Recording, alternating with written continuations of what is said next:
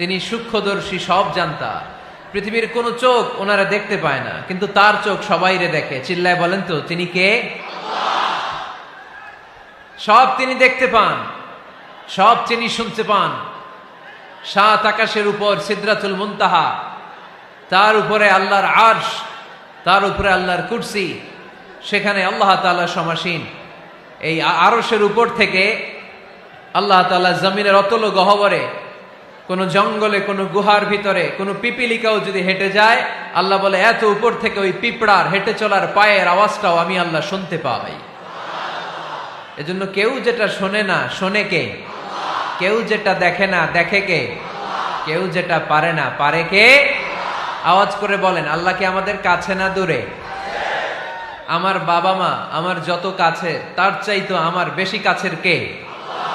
আমার স্ত্রী আমার যত কাছের, তার চাইতো আমার বেশি কাছের কে? আমি আমার যত কাছের, তার চাইতো আমার বেশি কাছের কে? আল্লাহ তাআলা তিনি যে আমাদের কাছে, এটা বোঝানোর জন্য তিনি কোরআনে দুটি শব্দ ব্যবহার করেছেন। আওয়াজ করে বলতে হবে, কটি? দুটি। এক জায়গায় ব্যবহার করেছেন করিব, আরেক জায়গায় ব্যবহার করেছেন আকরাব।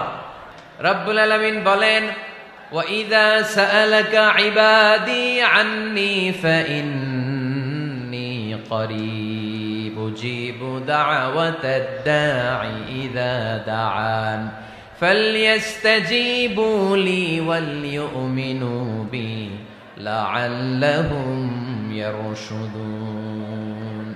রব্বুল আলামিন বলেন, নবী হে, আমার বান্দারা যখন তোমাকে জিজ্ঞেস করে আমি কোথায়, তুমি বলে দাও ইন্নী করিব, আমি কাছে। আল্লাহু আকবার। তিনি কাছে। আল্লাহর হাবিব সাল্লাল্লাহু আলাইহি ওয়াসাল্লামকে আল্লাহ কমান্ড দিলেন,